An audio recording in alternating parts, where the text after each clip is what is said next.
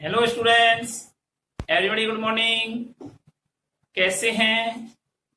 आइए आज हम अशुद्धि से शुद्ध करने के लिए यानी वाक्य शुद्धि में कारक संबंधी अशुद्धियों के बारे में हम पढ़ेंगे। देखिए, कारक संबंधी अशुद्धियों में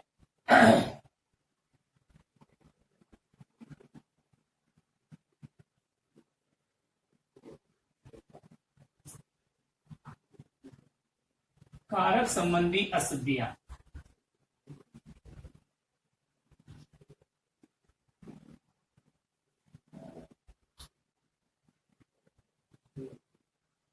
इसके बारे में पढ़ने जा रहे हैं।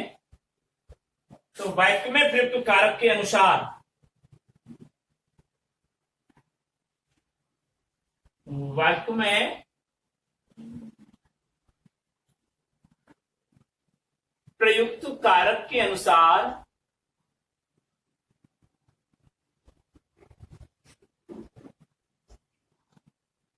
वाक्य में प्रयुक्त कारक के अनुसार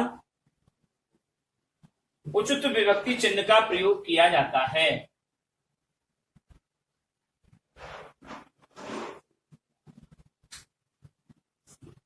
उचित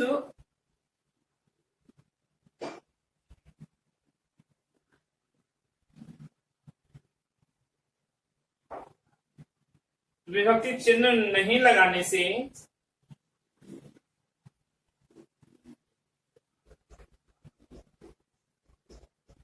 या उचित विभक्ति चिन्ह का प्रयोग नहीं होने से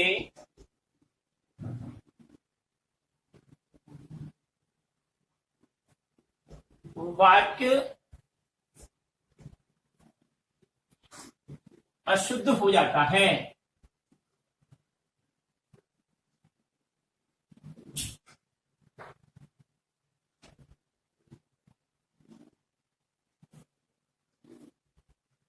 वाक्य अशुद्ध हो जाता है। ठीक है, तो क्या करेंगे?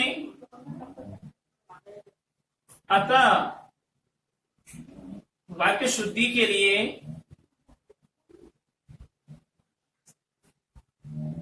अतएव वाक्य शुद्धि के लिए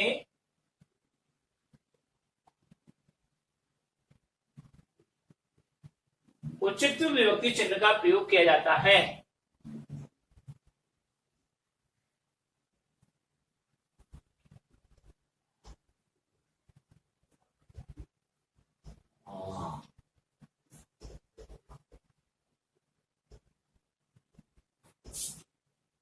उचित विभक्ति चिन्ह या परसर्ग का प्रयोग किया जाता है।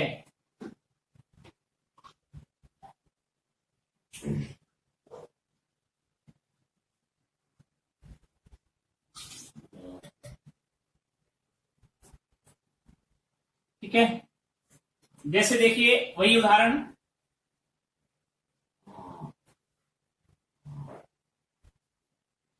अशुद्ध वाक्य और शुद्ध वाक्य।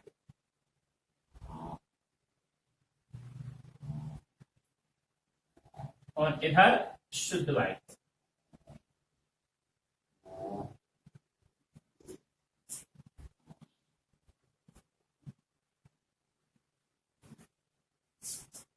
देखिए, शुद्ध और अशुद्ध में कैसे हैं, आप जो लिख रहे हैं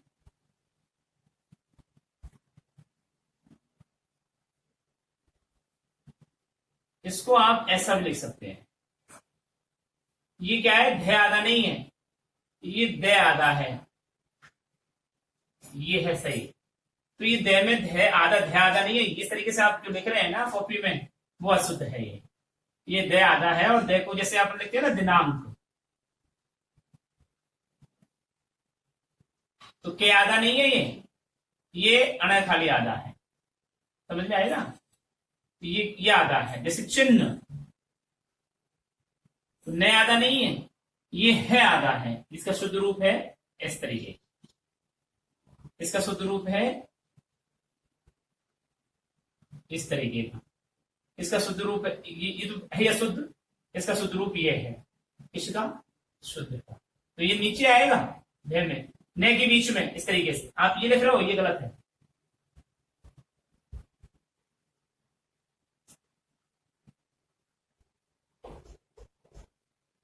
तो देखिए यह तो है अशुद्ध वाक्य और इधर है शुद्ध वाक्य की रचना। तो कार्य संबंधी देखो एग्जाम्पल नंबर 1, इसके सिर में घने बाल हैं।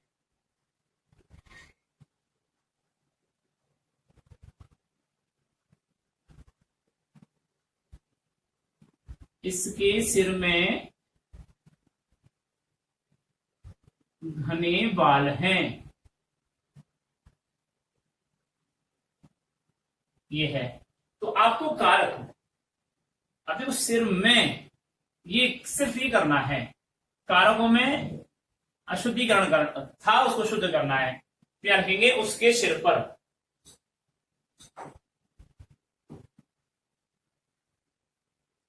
इसके सिर पर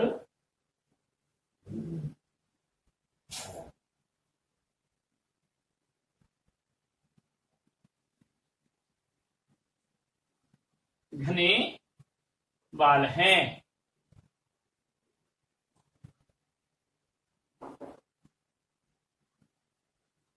अब आपने अगर गौर किया है, जब हमने कारक पढ़ाए थे तो कारक में अधिकरण कारक में मैं पे पर कारक चिन्ह का प्रयोग किया गया था। तो कहां तो मैं का प्रयोग किया जाता है, कहां पर का प्रयोग किया जाता है, ये हमने आपको कहां बताया था। लेकिन आप लोगों को ये ध्यान रखना चाहिए कि यहां मैं के स्थान पर क्या आएगा, पर आएगा। ठीक है, 5 बजने को 10 मिनट हैं।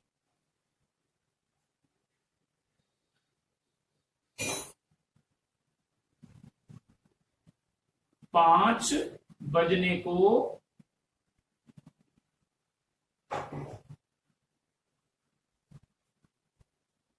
जहां तक संभव हो सके अंकों को शब्दों में रखो।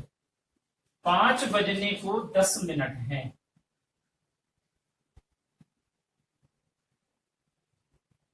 अब को यहां पर जो कारक चिन्ह है, विभक्ति चिन्ह है, जो परसर्ग है, इसके स्थान पर शुद्ध क्या आना चाहिए वो देखिए। 5 बजने में 10 मिनट है। 5 बजने में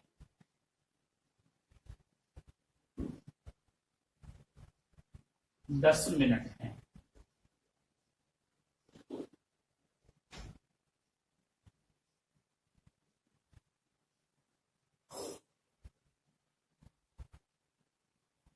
तीसरा, गुरुजी के ऊपर श्रद्धा रखो। गुरुजी के ऊपर श्रद्धा रखो।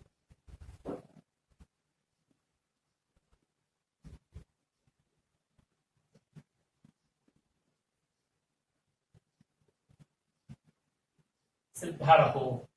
तो देखिए यहां पर गुरुजी के ऊपर या गुरुजी पर, ये भी जो है ना, तो यहां पर प्रति आएगा। यहां गुरुजी के प्रति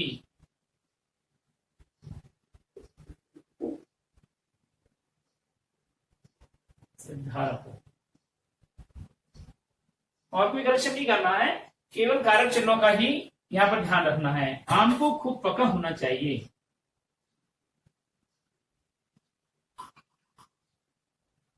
आम को खूब पका होना चाहिए।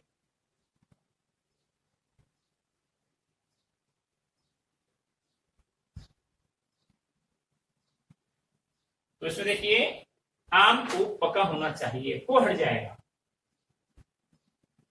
कारक संबंध शुद्ध है, आम को पका होना चाहिए।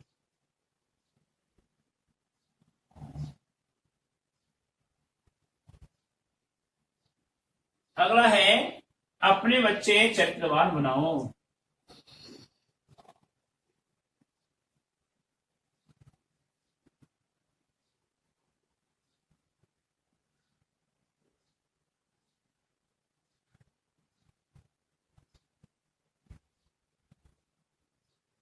अपने बच्चे चरित्रवान बनाओ। तो अपने बच्चों को कारकचिन्ह की विभक्ति का लोप है।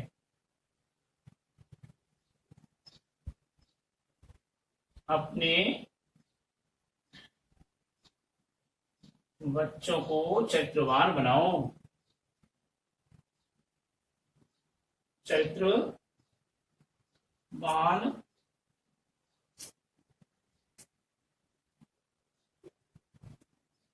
बनाओ।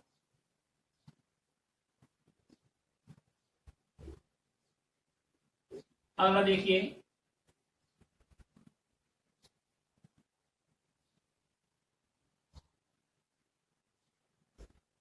वह बाजार में सब्जी लाने गया।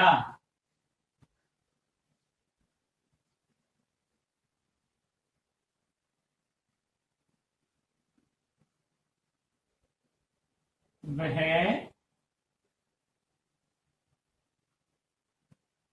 बाजार में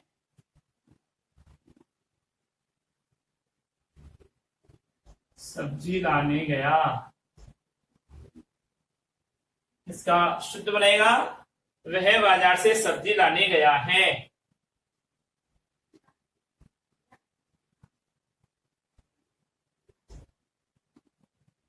वह बाजार से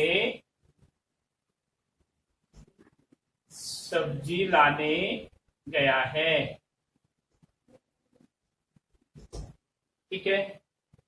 और नंबर 7, में है कि जनता ने सैनिकों को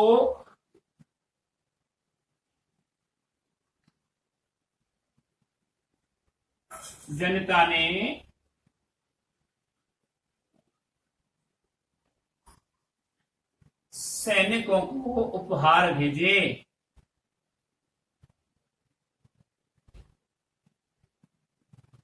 तो इसका शुद्ध बनेगा, जनता ने सैनिकों के लिए उपहार भेजे। जनता ने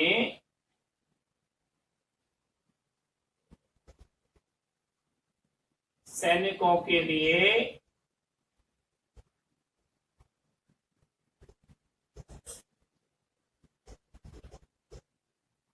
उपहार भेजे।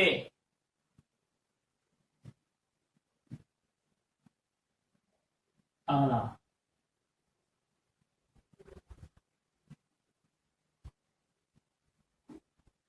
लोकेश आज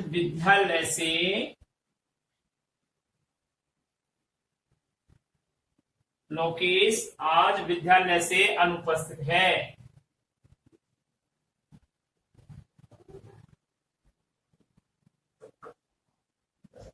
इसका बनेगा, लोकेश आज विद्यालय में अनुपस्थित है।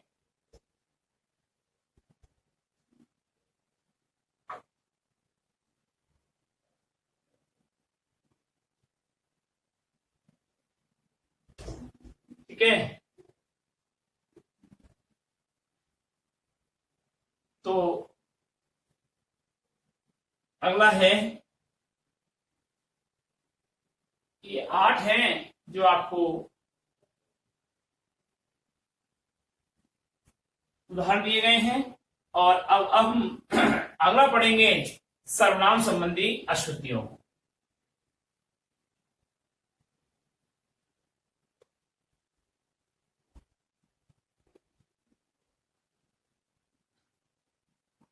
सर्वनाम संबंधी अशुद्धियां, ये है 7वां।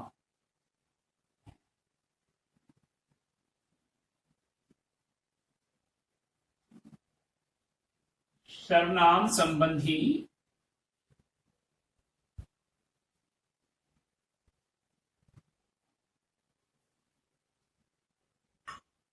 अशुद्धियां।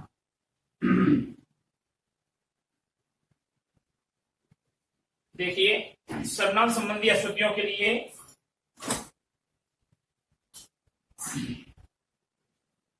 सर्वनाम के सही रूप में प्रयोग सर्वनाम के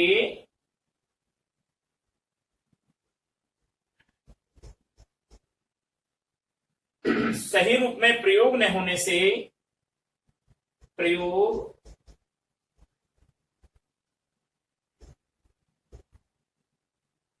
न होने से वाक्य अशुद्ध हो जाता है।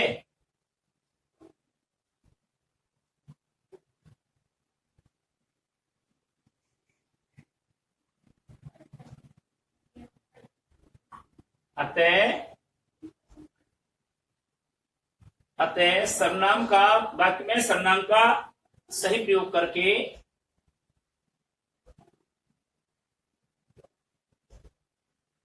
वाक्य में सर्वनाम का सही प्रयोग करके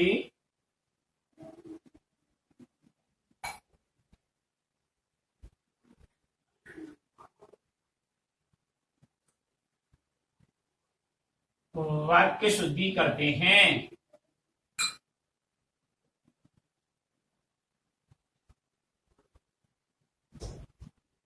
देखिए एग्जाम्पल,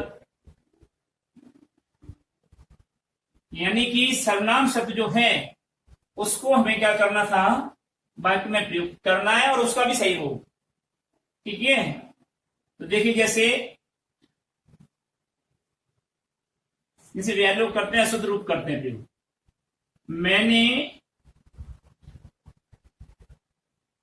आज अजमेर जाना है।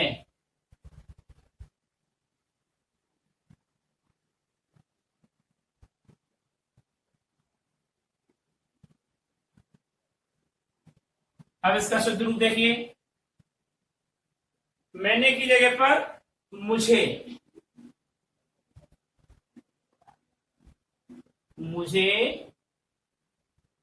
आज अजमेर जाना है।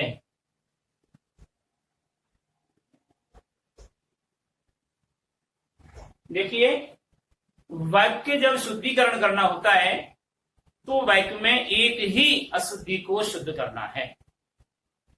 ये नहीं है कि वाक्य में आप कारक भी कर रहे हो, क्रिया भी चेंज कर रहे हो, कारक भी बदल रहे हो, ऐसे अशुद्ध नहीं होता है वाक्य। वाक्य में एक ही अशुद्धि को शुद्ध करना है, पूरे वाक्य को शुद्ध नहीं करना है।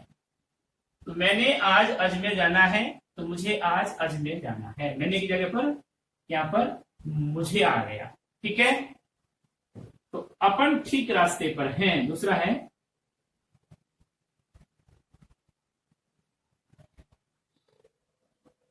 अपन ठीक रास्ते पर हैं।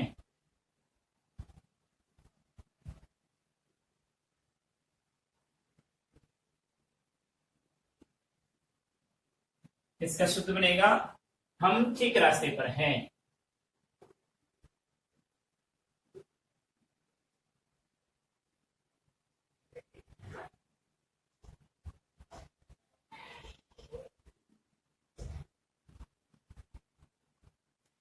अगला,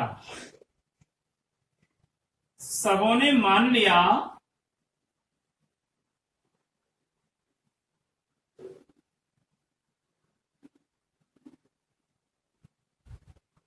कि पृथ्वी घूमती है।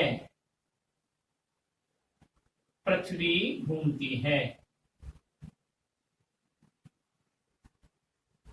इसका शुद्ध बनेगा कि सभी ने मान लिया कि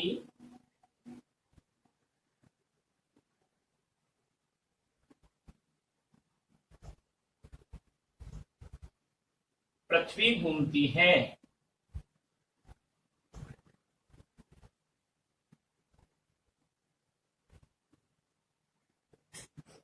कारक संबंधी श्रुतियां हैं, तो सर्वनाम संबंधी श्रुतियां हैं, तो सबों के स्थान पर सभी। ठीक है, चौथा है कि वह आपको और मुझको देखकर भाग गया।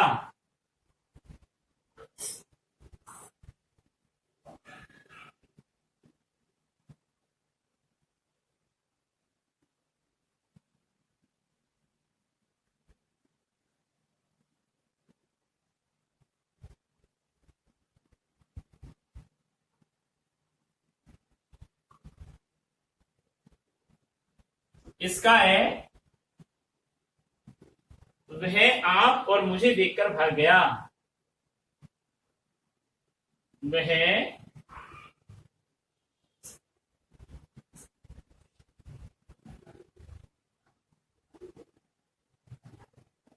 और मुझे देखकर भाग गया। ठीक है, अगला है पांचवा, तुम तुम्हारा काम करो।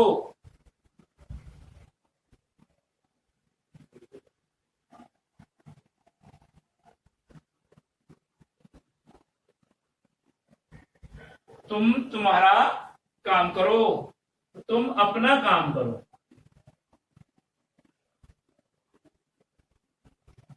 निर्वाचक सर्वनाम, तुम अपना काम करो। और आठवां है, मैं मिटा रहा हूं फिर से,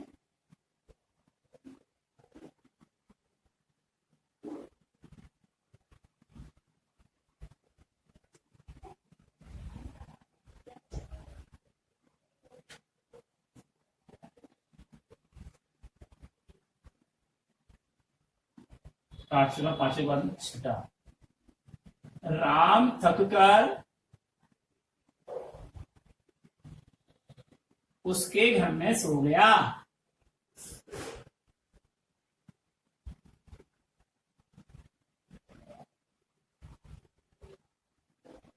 राम थककर उसके घर में सो गया, तो इसमें आएगा राम थककर अपने घर में सो गया। वही निर्वाचक, राम थककर अपने घर में सो गया।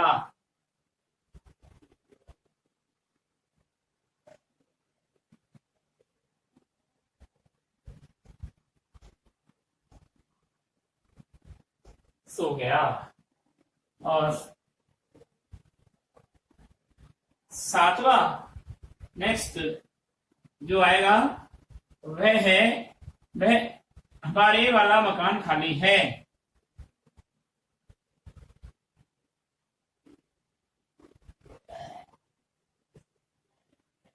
हमारे वाला मकान खाली है।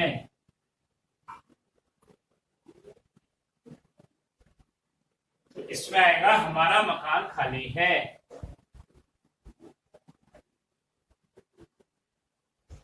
मकान खाली है। इस प्रकार ये सर्वनाम संबंधी अश्रुतियां पूरी हुई। और अब आता है आपका आठवां बिंदु, क्रिया संबंधी अश्रुतियां।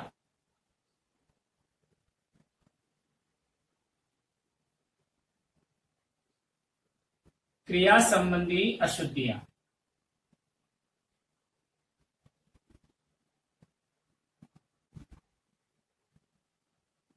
क्रिया संबंधी अशुद्धियां देखिए, सही क्रिया रूप नहीं होने पर भी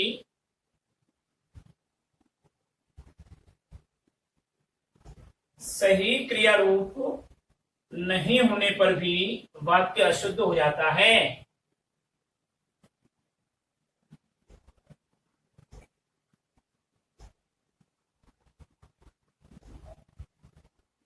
वो वाक्य अशुद्ध हो जाता है।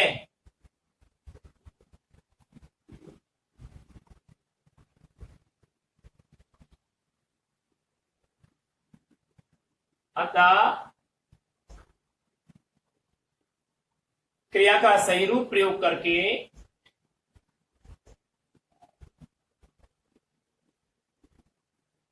सही रूप प्रयोग करके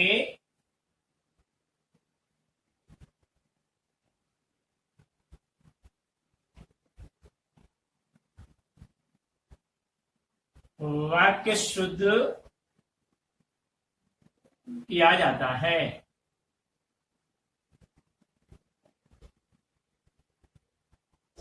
अब देखिए कैसे उदाहरण,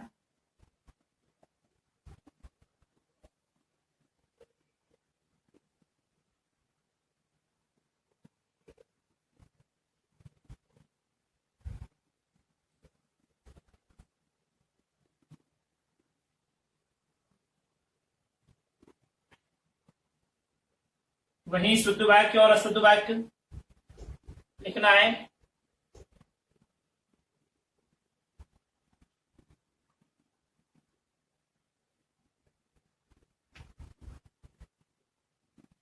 यहां पर एग्जाम्पल,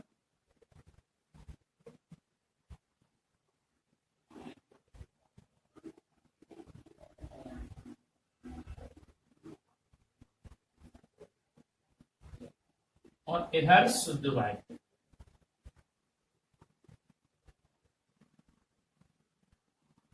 देखिए नंबर 1, मैंने तुम्हारी बहुत प्रतीक्षा देखी। मैंने तुम्हारी बहुत प्रतीक्षा देखी।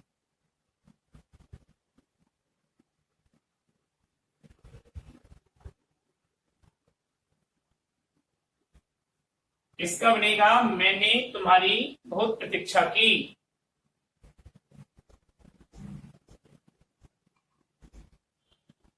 मैंने तुम्हारी बहुत प्रतीक्षा की।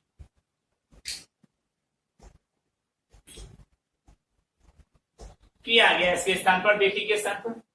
ठीक है, ये आप पर निर्भर करता है। यह आप पर निर्भर करता है।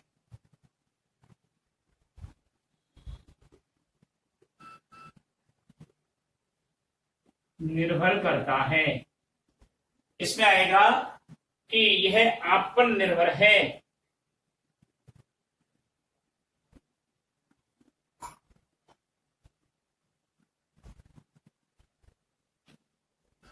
यह आप पर निर्भर है। सर्वत्र आधुनिकीकरण करना ठीक नहीं है। सर्वत्र आधुनिकीकरण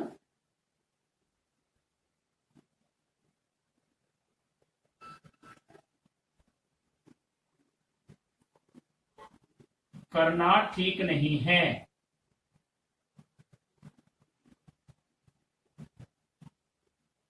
यहां पर लिखेंगे सर्वत्र आधुनिकीकरण ठीक नहीं है।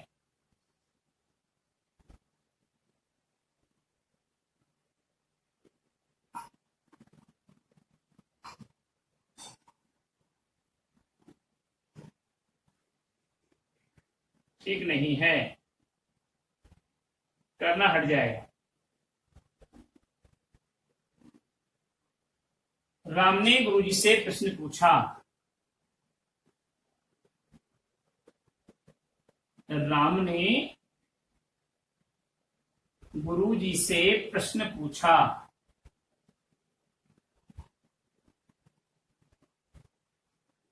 तो इसको लिखेंगे हम, राम ने गुरुजी से प्रश्न किया।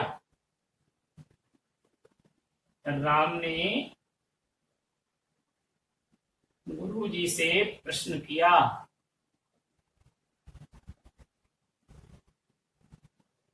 ठीक है, और लास्ट पांचवा जो पॉइंट है इसका वह है, गुरुजी ने शिष्य को आशीर्वाद प्रदान किया। गुरुजी ने शिष्य को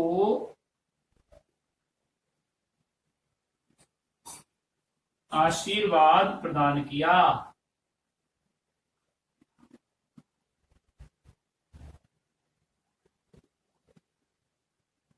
इसका बनेगा गुरुजी ने शिष्य को आशीर्वाद दिया।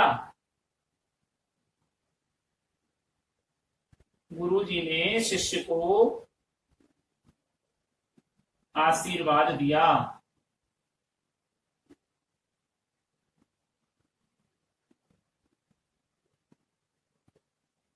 ठीक है, तो इस प्रकार क्रिया संबंधी अशुद्धियों के बाद में हम अब पढ़ेंगे मुहावरे संबंधी अशुद्धियां। इससे पहले हम अगले इस कार्य के लिए आपको गृह कार्य दे रहे हैं। तो लिखिए गृह कार्य।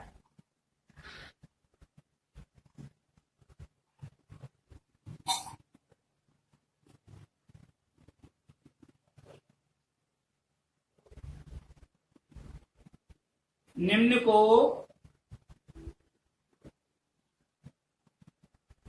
शुद्ध की करके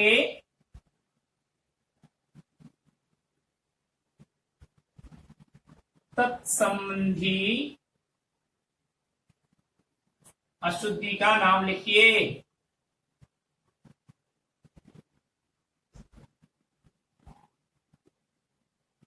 यानी किससे संबंधित अशुद्धि है? वो है कार्य संबंधी है, क्रिया संबंधी है, कर्म और क्या नाम है, सर्वनाम संबंधी है, क्या है? तो लिखिए क्वेश्चन। पहला बिंदु लिखेंगे आप, बालक मिठाई और दूध पीकर सो गया।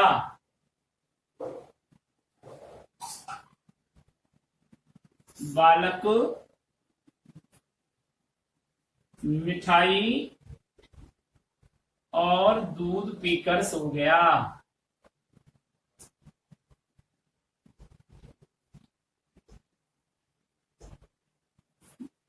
दूसरी अशुद्धि है, उसने मुझे गाली निकाली।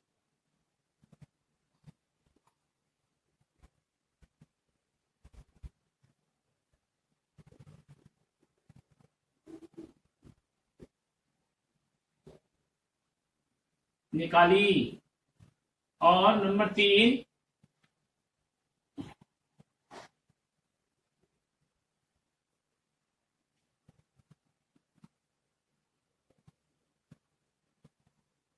अपन ठीक रास्ते पर हैं।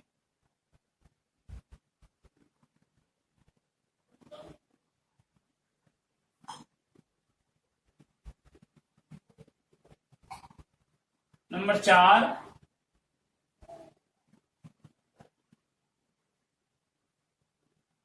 लता आज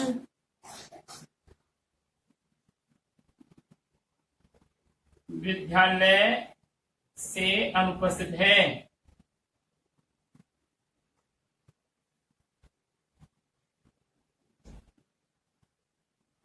और नंबर 5, पांचवी जो अशुद्धियां है वो देखिए,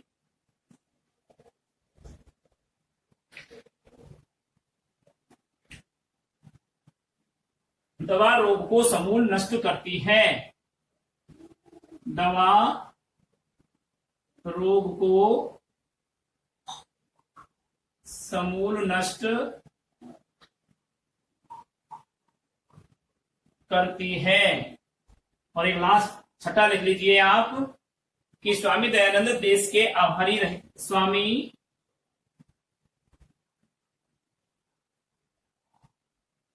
स्वामी दयानंद का देश, स्वामी दयानंद का देश आभारी रहेगा। ये किस प्रकार की अशुद्धियां हैं और उनको ठीक कीजिए, ये आपको करना है। अगले वीडियो में हम मुहावरे संबंधी अशुद्धियों को पढ़ेंगे। तब तक के लिए हम इजाजत चाहते हैं। नमस्कार।